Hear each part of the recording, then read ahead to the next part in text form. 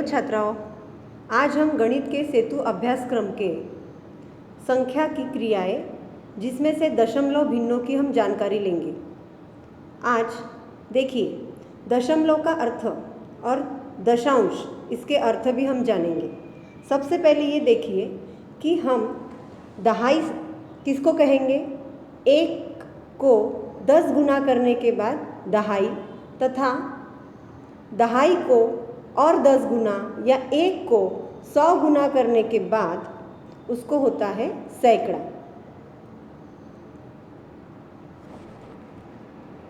एक गुना में 10 बराबर ये हो गए दहाई और एक गुना में 100 बराबर हो गए सैकड़ा। ऐसे ही एक का 1000 गुना करते हैं तो वह सहस्त्र 1000 हो जाते हैं। ठीक है, अभी हम देखेंगे दशमलव भिन्न किसे कहते हैं। ये देखिए, दशमलव भिन्न जिसका हर 10 गुना में होता है। 10 गुना में अर्थात क्या, 10, 100 अथवा 1000, मतलब 10 का ही गुना होना चाहिए। ऐसा नहीं कि 20, 200, 2000 या 5000, ऐसा नहीं, बल्कि एक ही स्थान चाहिए, एक अंक चाहिए। उसके आगे हम कितने भी जीरो लगा सकते हैं, वह होगा दशमलव। अब यहाँ पर एक संख्या हमको दिखाई दे दी है, देखिए 325.678। इस संख्या के हर एक अंक का स्थानीय मान हमें इस तख्ते के आधार पर, सारणी के आधार पर दिखाई दिया है। शतक, दशक, एकक, दशांश, शतांश। इसको हम क्या कहेंगे, देखिए सैकड़ा, दहाई, इकाई, दशांश, शतांश। अब सैकड़ा यानी 100 का स्थान, दशक यानी दहाई का स्थान, एकक यानी 1 का स्थान, और दशांश मतलब 10 में से 1 या 10 में से कोई संख्या, उसको हम दशांश बोलते हैं। शतांश मतलब 100 में से जितने अंक है वह होता है शतांश। यहाँ पर सैकड़े का स्थान जैसे कि ये 325.678 है। तो देखिए छात्राओं, ये जो 3 है ये तो हो गए 300, 2 जो है वो हुए 20। ठीक है, 5 इकाई स्थान है, इसलिए उसका स्थानीय मान 5 ही रहेगा। अब हम देखेंगे दशमलव के बाद में 6, 7 और 8। तो ये दशमलव के बाद का पहला स्थान, यानी ये 10 में से 6, इसीलिए इसको हम बोलेंगे 6/10। ये जो 7 है, ये 7 कहाँ से, किस में से 7 है, वो 100 में से 7। और ये जो 8 है, ये 1000 में से 8 हुई। तो इनका हम स्थानीय मान और भी आगे के अलग अलग उदाहरणों से जानेंगे। अभी हमको कुछ हल करके दिए हैं। देखिए यहाँ पे 8 पूर्णांक 5/10, यानी 8 संख्या पूर्ण है, इसलिए 8 प्लस करें। अब 5/10 मतलब क्या, 0.5। तो इन दोनों की जब जोड़ होती है तब होंगे वो 8.5। इसी प्रकार से आगे के 12 पूर्णांक 6/10, 2 पूर्णांक 7/100, यहाँ पे 7/10, इनका हमको दशमलव रूप में रूपांतर करके दिया है। अब दशमलव भिन्न को हमें संख्या रेखा पर दर्शाने की हमारी 14वीं एक्टिविटी है। इसमें आपको एक आलेख पेपर की सहायता से यह कृति करना है। देखिए आलेख पेपर के यहाँ पर एक भाग बताया गया है जिसमें जो यहाँ पे चौकोन दिखाई दे रहे हैं वह 100 है, पूरे खड़े में 10 है और आड़े में 10। इस प्रकार से यह 100 घटक में से अपने को जो दी गई संख्या है वह बताना है। जैसे कि 1/10 यह भिन्न हमें इस आकृति में बताना है। तो क्या किया हमने, 1/10 करना है तो हमें आकृति के 10 भाग करने पड़ेंगे। मान लो हमने, अब ये तो 100 की आकृति है, ऐसे ही हमने 10 चौकोन बनाकर उसमें हम एक आकृति को रंगीन करके बताना है। जब वो होगा 1/10 यह भिन्न। अभी हमको आकृति में 1/100 दर्शाया गया है।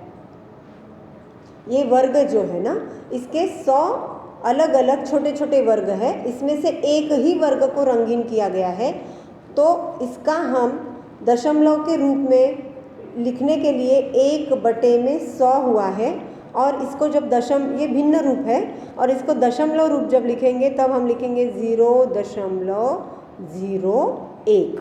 यह हुआ इसका दशमलव रूप। इसी प्रकार से अब हमको यह दशमलव रूप संख्या रेखा पर दर्शाना है और इसके ऊपर हमको दो संख्याएं दशमलव की बताई गई है जो कि इस आलेख पेपर की सहायता से हमें दर्शाई गई है। देखो ये आलेख पेपर का ये जो टुकड़ा है इसके बराबर 100 भाग है। इन 100 भागों में से 27 भागों को रंगीन किया गया है। तो इन देखो 10-10 की लकीरें हैं, तो ये 10-10 की 2 लकीरें और यहाँ पे ये जो तीसरी लकीर है उसके 7 बिंदु कलर किए हुए। तो यह हुआ है 100 भागों में से 27 भाग रंगीन है, तो इसको दशमलव रूप में लिखा गया है 0.27। इसी प्रकार से उसके नीचे जो है 0.35 यानी 100 वर्गों में से 35 वर्ग जो है वह रंगीन है, इसीलिए उसका दशमलव रूप होगा 0.35। 100 में से 35 भाग रंगीन किए गए हैं। अब संख्या रेखा पर यह संख्याएं कैसे दर्शाना है, इसके लिए हमें यहाँ पर एक संख्या रेखा दर्शाई गई है। देखो संख्या रेखा पर क्या है, हर सेंटीमीटर के बीच में छोटी छोटी मिलीमीटर की 10 लकीरें हैं। अब जब 0.7 करना है, 0.7 मतलब वो एक अंक पूरा नहीं हुआ है। 0 के बाद में छोटी छोटी 7 लकीरें यहाँ पर दर्शाई गई है, इसीलिए यहाँ पर 0.7 यह 7वीं लकीर जो हमें 0.7 दर्शाती है। इसके बाद यहाँ पर 6.5 है। अब 6.5 मतलब 6 पूर्ण है। 6 और 7 के बीचों बीच जो एक छोटी लकीर है वह हुई है 6 कंप्लीट है, 6 पूर्ण संख्या है। उसके बाद में दशमलव का चिन्ह दिया है और उसके बाद में 5 का अंक है। 5 अंक मतलब क्या है, 10 में से 5 लकीरें हैं। वो 10 मिलीमीटर में से 5 मिलीमीटर तक की वो संख्या है, इसीलिए उसको 6.5 हम बता सकते हैं, क्योंकि 5/10 को हम दशमलव रूप में लिखेंगे 0.5। देखिए ये 0.5 और उसमें मिलाना है हमको 6, तो ये 6 पूर्ण है इसलिए 6.0 किया प्लस 0.5। इनकी अगर हम जोड़ करते हैं तो पॉइंट के नीचे पॉइंट, 0 और 5 की जोड़ 5 और 6 का 6। तो इस तरह से ये अंक हमारा तैयार हुआ है 6.5 यानी 6.5। इस तरह से हमें और भी अंक बताए गए हैं कि हमें इसका निर्धारण कैसे करना है। देखो अभी हमने बड़े स्वरूप में 0 से 1 की दूरी, ये जो 10 मिलीमीटर है ना, उसके हमने छोटे छोटे भाग किए हैं 10। तो अब जब पहली लकीर आती है मिलीमीटर की, तो उसको अगर सेंटीमीटर में लिखना है तो हम क्या करेंगे, देखिए यहाँ पे 0 के बाद में पहली लकीर है तो वह 0.1 हुई है, यानी 10 मिलीमीटर में से पहला मिलीमीटर, इसीलिए 1/10 हुआ है।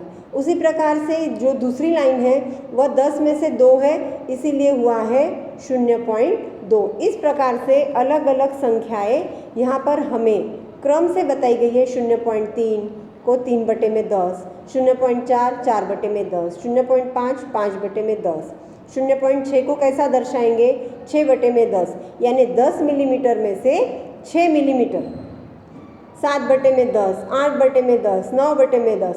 और जब 10/10 हो जाता है,